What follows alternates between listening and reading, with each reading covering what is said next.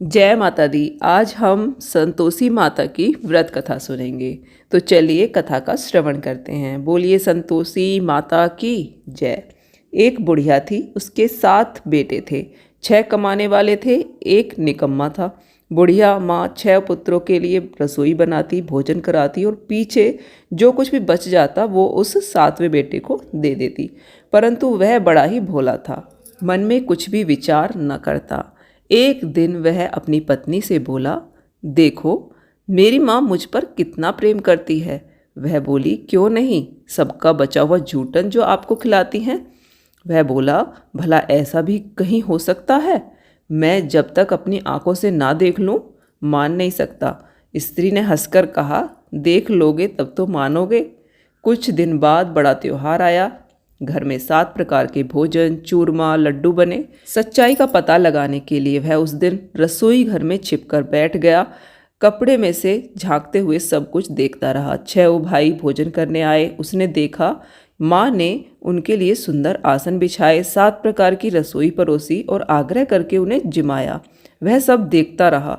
जब 6 भाई भोजन कर कर उठे तो माँ ने उनकी झूठी थालियों में से लड्डुओं के टुकड़ों को उठाकर लड्डू बनाए। झूठन साफ कर बुढ़िया माँ ने उसे पुकारा, बेटा 6 भाई भोजन कर गए हैं, अब तू ही बाकी है, आजा तू भी खा ले। वह कहने लगा, माँ मुझे भोजन नहीं करना, अब मैं परदेश जा रहा हूँ। माँ ने कहा, कल जाता है तो अभी चला जा। वह चल दिया। चलते समय उसे अपनी पत्नी की याद आई। वह गौशाला में कंडे थाप रही थी। वहाँ जाकर बोला, हम जावें परदेस को आवेंगे कुछ काल, तुम रहियो संतोष से धर्म आपनो पाल। वह बोली, जाओ पिया हमारो व सोच हटाए, राम भरोसे हम रहे ईश्वर तुम्हें सहाय। देहु निशानी आपनी देख धरू मैं धीर, सुधि हमारी मत बिसारियो रखियो मन गंभीर। यह सुनकर वह अपनी अंगूठी देकर बोला, अपनी निशानी भी मुझे दे दो। वह बोली, मेरे पास क्या है, यह गोबर भरा हाथ है। कहकर पीठ पे गोबर के हाथ की छाप लगा दी। वह चल दिया। चलते चलते दूर देश में एक साहूकार की दुकान पर जाकर कहने लगा, भाई मुझे नौकरी पर रख लो। व्यापारी को नौकर की ज़रूरत थी। वह बोला, ठीक है रह जा। इसने पूछा, तनख्वाह क्या दोगे? साहूकार ने कहा, काम देखकर दाम मिलेंगे। वह नौकरी करने लगा। थोड़े ही दिनों में दुकान के लेन देन, हिसाब किताब, ग्राहकों को माल बेचना आदि सारा काम करने लगा। साहूकार के 7-8 नौकर थे। वे सभी उसकी होशियारी पर चक्कर खाने लगे। सेठ ने काम देखकर उसे 3 महीने में ही आधे मुनाफे का हिस्सेदार बना दिया। 12 वर्षों में वह नामी सेठ बन गया। अब बहू पर क्या बीती सो सुनो। सास ससुर उसे बड़ा दुख देने लगे। सारी गृहस्थी का काम कराते, लकड़ी लेने जंगल भेजते और आटे की बची हुई भूसी से रोटी बनाकर उसे देते तथा फूटे नारियल की नरेली में पानी देते। इस प्रकार वह दिन गुजारने लगी। एक दिन वह लकड़ी लेने जा रही थी कि उसे रास्ते में बहुत सी स्त्रियां संतोषी माता का व्रत करती दिखाई दी। उसने वहां खड़े होकर कथा सुन पूछा, बहनों यह तुम किस देवता का व्रत कर रही हो? इसके करने का क्या फल है? इस व्रत की विधि विधान मुझे समझाओ और कहो, मैं आपका बड़ा उपकार मानूंगी। तब एक स्त्री बोली, सुनो, यह संतोषी माता का व्रत है। इसको करने से दरिद्रता का नाश होता है, घर में लक्ष्मी आती है, मन की चिंताएं दूर होती हैं, निसंतान को संतान मिले, स्वामी बाहर गया हो तो शीघ्र आवे, कुंवारी कन्या को श्रेष्ठ वर मिले, राजद्वार में मुकदमे की जीत हो जाए, कलह कलेश की निवृत्ति हो, सुख शांति आवे, धन और जायदाद का लाभ हो, रोग दोष दूर हो जाए तथा मन में जो भी कामना होवे सब संतोषी माता की कृपा से पूरी हो जावे, इसमें संदेह नहीं है। वह पूछने लगी, यह व्रत कैसे किया जाए, यह भी बताओ तो बड़ी कृपा होगी। वह स्त्री कहने लगी, 1.25 रुपये का गुड़ चना लेना, इच्छा हो तो 5 रुपये का या फिर 11 रुपये का, बिना परेशानी श्रद्धा और प्रेम से जितना भी बन सके सवाया करके लेना। प्रत्येक शुक्रवार को निराहार रहकर कथा कहना सुनना। सुनने वाला कोई ना मिले तो घी का दीपक जलाकर उसके सामने या फिर जल का लोटा भरकर उसके सामने कथा कहना। कथा के पश्चात प्रसाद बांटकर स्वयं भी ग्रहण करना। केवल एक बार ही भोजन करना। इस दिन घर में कोई भी खटाई न खाए, इस बात का ध्यान रखना। जब तक कार्य सिद्ध न हो नियम पालन करना और कार्य सिद्ध हो जाने पर व्रत का उद्यापन करना। 3 मास में माता फल पूरा करती हैं। यदि किसी के ग्रह कोटे भी हों तो भी माता 3 वर्ष में अवश्य ही कार्य सिद्ध कर देती हैं। फल सिद्ध होने पर उद्यापन करना चाहिए, बीच में नहीं। उद्यापन में 2.5 सेर आटे का खाजा या इसी प्रणाम से खीर या फिर चने का साग करना चाहिए। 8 लड़कों को भोजन कराना, जहाँ तक हो सके देवर जेठ भाई बंधु कुटुंब के लड़के लेना, ना मिले तो अन्य रिश्तेदारों या फिर पड़ोसियों के लड़कों को बुलाना, उन्हें भोजन कराना तथा यथाशक्ति दक्षिणा देकर माता का नियम पूरा करना। उस दिन घर में कोई खटाई न खावे। यह सुन बुढ़िया के लड़के की बहू चल दी। रास्ते में लकड़ी बेच उन पैसों से गुड़ चना ले व्रत की तैयारी कर आगे चली। सामने मंदिर देख पूछने लगी, यह मंदिर किसका है? वह सब कहने लगे संतोषी माता का मंदिर है। यह सुनकर मंदिर में जाकर माता के चरणों में गिर गई और विनती करने लगी, हे माता, मैं अज्ञानी हूँ, व्रत के नियम नहीं जानती, बहुत दुखी हूँ। हे माता जगत जननी, मेरा दुख दूर करो, मैं तेरी शरण में हूँ। माता को दया आई। एक शुक्रवार ही बीता था कि दूसरे शुक्रवार को पति का पत्र आया और तीसरे शुक्रवार को उसका भेजा हुआ पैसा आ पहुँचा। यह देखकर जेठ जेठानी मुँह सिकोड़ने लगे, इतने दिनों में पैसा आया, इसमें क्या बड़ाई है? लड़के ताने देने लगे कि काकी के पास अब तो पत्र आने लगे हैं, रुपया आने लगा है, अब तो काकी की खातिर बढ़ेगी, अब तो काकी बोलने पर भी नहीं बोलेंगी। बेचारी सरलता से कहती, भैया कागज रुपया आना तो हम सब के लिए अच्छा है। ऐसा कहकर आंखों में आंसू भरकर संतोषी माता के मंदिर में आकर मातेश्वरी के चरणों में रोने लगी। माँ, मैंने तुमसे पैसा कम मांगा है, मैं तो अपने स्वामी के दर्शन और सेवा मांगती हूँ। तब माता ने प्रसन्न होकर कहा, जा बेटी, तेरा स्वामी जल्दी ही घर आ जाएगा। यह खुशी से बावली होकर घर में जाकर काम करने लगी। तब संतोषी माँ विचार करने लगी कि भोली पुत्री को मैंने कह तो दिया कि तेरा पति आएगा, पर वह तो इसके बारे में स्वप्न में भी नहीं सोचता, उसे याद भी नहीं करता। उसे याद दिलाने के लिए मुझे ही जाना पड़ेगा।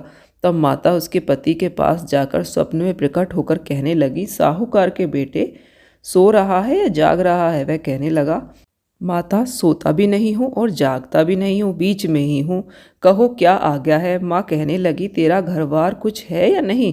वह बोला, मेरा तो घर बार भी है, माता पिता भी हैं, बहू भी है, भाई भी हैं। माँ बोली, भोले पुत्र, तेरी घरवाली घोर कष्ट उठा रही है, तेरे माता पिता उसे बहुत ज़्यादा दुख दे रहे हैं, तू उसकी सुध ले। वह बोला, हाँ माता, परंतु मैं कैसे जाऊँ? परदेश की बात है, लेन देन का हिसाब नहीं है, कोई रास्ता नहीं है, कैसे जाऊँ? माँ कहने लगी, मेरी बात मान, सवेरे नहा धो के संतोषी माता का नाम ले, घी का दीपक जला, दंडवत कर दुकान पर जाकर बैठ जा, तेरा लेन देन सब चुक जाएगा, जमा का माल बिक जाएगा। प्रातः उठते ही उसने अपने इष्ट मित्रों से सपने की बात कही। एक बूढ़ा बोला, देख भाई, मेरी बात मान, देवता ने जैसे कहा है वैसा ही कर, इसमें तेरा क्या जाता है? वह बूढ़े की बात मानकर नहा धोकर संतोषी माता को दंडवत कर घी का दीपक जलाकर दुकान पर जा बैठा।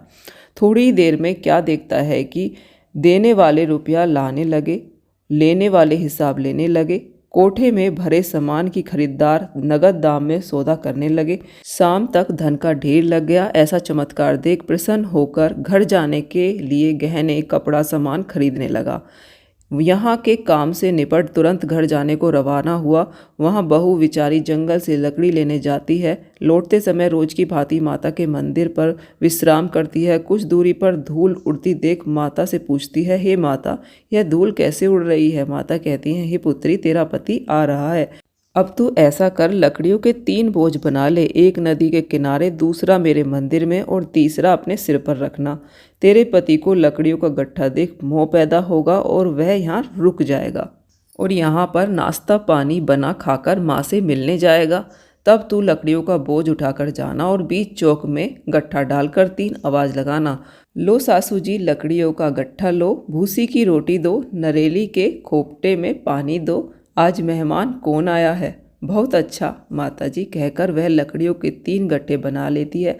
एक नदी के किनारे पर, एक माता के मंदिर पर रखा और तीसरे को लेकर चली जाती है। इतने में ही मुसाफिर आ पहुंचा। सूखी लकड़ी देखकर इच्छानुसार भोजन बनाकर विश्राम करके अपने गांव को गया। सबसे प्रेम से मिला। उसी समय उसकी बहू सिर पर लकड़ी का गट्ठा लिए उतावली आती है और आंगन में डालकर जोर से 3 आवाज़ लगाती है, लो सासू जी लकड़ी का गट्ठा लो, भूसी की रोटी दो, नारियल के खोपटे में पानी दो। आज मेहमान कौन आया है यह सुन सास बाहर आई और दिए हुए कष्टों को भुलाने हेतु कहती है, बहू ऐसा क्यों कहती है, तेरा मालिक ही आया है, आ बैठ मीठा भात खा, कपड़े गहने पहन। इतने में स्वामी आता है और अंगूठी देख व्याकुल हो माँ से पूछता है, माँ यह कौन है। माँ कहती है, यह तेरी पत्नी है। 12 वर्षों से गांव में जानवरों की तरह भटकती रहती है, घर का कुछ काम नहीं करती, 4 समय आकर भोजन कर जाती है, तुझे देखकर भूसी की रोटी और नारियल की नरेली में पानी मांगती है। अब वह लज्जित होकर बोला, ठीक है माँ, मैंने इसे भी देखा है और तुम्हें भी देखा है, मुझे दूसरे घर की चाबी दो, हम वहीं रहेंगे। माँ बोली, ठीक है, जैसी तेरी मर्जी। यह कहकर चाबी पटक दी। तब दूसरे घर में जाकर तीसरे मंजिल पर ऊपर के कमरे को खोला, उसमें अपना सामान लगाया, वहाँ राजसी ठाट बाट से रहने लगे। बहू सुख भोगने लगी। अब अगला शुक्रवार आया तो उसने अपने पति से कहा कि मुझे संतोषी माता का उद्यापन करना है। पति ने कहा, ठीक है, बहुत अच्छी बात है, करो। तब वह तुरंत ही उद्यापन की तैयारी में लग गई। जेठ के लड़कों को भोजन के लिए कहने गई। उन्होंने मंजूरी दी, परंतु जेठानी ने अपने बच्चों को सिखाया कि देखो, भोजन के समय सब लोग खटाई मांगना, जिससे उसका उद्यापन पूरा ना हो। लड़के जीमने आए। उन्होंने खीर तथा भोजन पेट भर के खाया, परंतु अपनी माँ की बात याद करने लगे और कहने लगे कि भात खाकर अरुचि हो रही है, हमें खटाई चाहिए। बहू ने कहा कि भाई, खटाई किसी को नहीं मिलेगी, यह तो संतोषी माता का प्रसाद है। लड़के उठ के खड़े हो गए, बोले, पैसा लाओ। भोली बहू कुछ जानती नहीं थी, उसने पैसे दे दिए। लड़के उसी पैसे से इमली खरीद कर खाने लगे। यह देखकर माता बहुत ज़्यादा क्रोधित हुई। राजा के दूत आए और उसके पति को पकड़कर ले गए। जेठ जेठानी मनमाने खोटे वचन बोलने लगे कि लूट लूट कर धन लाया है, अब सब मालूम हो जाएगा। बहू से यह वचन सहन नहीं हुए, रोती हुई माता के मंदिर में पहुंच गई और कहने लगी, हे माता जी, तुमने यह क्या किया, हंसाकर अब क्यों रुला रही हो। माता बोली, पुत्री, तूने उद्यापन करके मेरा व्रत भंग किया है, इतनी जल्दी सब बातें भुला दी। वह कहने लगी, माता, मैं भूली तो नहीं, ना ही कुछ अपराध किया है, मुझे तो लड़कों ने भूल में डाल दिया, मैंने भूल से उन्हें पैसे दे दिए, मुझे क्षमा करो माँ, मुझे माफ़ कर दो, मैं फिर से तुम्हारा उद्यापन करूँगी। माँ बोली, अब भूल मत करना। वह कहती है, अब भूल नहीं होगी। अब वे कैसे आएंगे। माँ बोली, तेरा पति तुझे रास्ते में ही आता मिलेगा। वह निकली, राह में पति आता हुआ मिला। पूछती है, तुम कहाँ गए थे। वह बोला, इतना धन कमाया है तो राजा ने पूछताछ के लिए बुलाया था। दोनों प्रसन्न होकर घर गए। कुछ दिन बाद फिर शुक्रवार आया। वह बोली, मुझे फिर से उद्यापन करना है। पति ने कहा, करो। फिर से जेठ के लड़कों को भोजन के लिए कहने गई। जेठानी ने खरी खोटी सुनाई। सब लड़कों को पहले से ही खटाई मांगने को सिखा दिया। लड़के कहने लगे, हमें खीर नहीं खानी है, भात नहीं खाने, हमें तो खटाई खानी है। वह बोली, खटाई खाने को नहीं मिलेगी, आना है तो आओ। यह कहकर ब्राह्मणों के लड़कों को लाकर भोजन कराने लगी। यथाशक्ति दक्षिणा की जगह एक एक मीठा फल दिया। इससे संतोषी माता प्रसन्न हुई। माता की कृपा होते ही 9वें मास में उसको चंद्रमा के समान सुंदर पुत्र की प्राप्ति हुई। पुत्र को लेकर प्रतिदिन मंदिर में जाने लगी। माँ ने सोचा, यह तो हर रोज मंदिर आती है, आज मैं इसके घर चलूँ। वह विचार कर माता ने एक भयानक रूप बनाया। गुड़ चने से सना मुख, मुख के ऊपर सूंड के समान होठ, उस पर मक्खियाँ भिनभिना रही थीं। देहरी पर पांव रखते ही उसकी सास चिल्लाई, देखो रे, कोई चुड़ैल आई है, डाकनी चली आ रही है, लड़कों इसे भगाओ, नहीं तो यह किसी को खा जाएगी। लड़के भागने लगे, चिल्लाकर खिड़की बंद करने लगे। बहू एक रोशनदान में से सब देख रही थी। प्रसन्नता से चिल्लाने लगी, आज मेरी माँ मेरे घर आई हैं। यह सोचकर बच्चे को दूध पीने से हटाती है। इतने में सास का क्रोध फट पड़ा।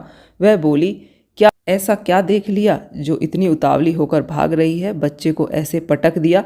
इतने में ही माँ के प्रताप से जहाँ तहाँ लड़के ही लड़के नजर आने लगे। वह बोली, जिसका व्रत करती हूँ वही संतोषी माता हैं। इतना कहकर झट से सारे घर के किवाड़ खोल देती है। सबने माता जी के चरण पकड़ लिए, विनती की, हे माता, हम मूर्ख हैं, अज्ञानी हैं, पापी हैं, तुम्हारे व्रत की विधि हम नहीं जानती। तुम्हारा व्रत भंग कर हमने बहुत बड़ा अपराध किया है। हम हे जगत माता, आप हमारा अपराध क्षमा करो। इस प्रकार माता प्रसन्न हुई। बहू को प्रसन्न हो, जैसा फल दिया वैसे ही माता सबको देना। जो यह कथा पढ़े सुने उसके संपूर्ण मनोरथ पूर्ण करना। बोलो संतोषी माता की जय।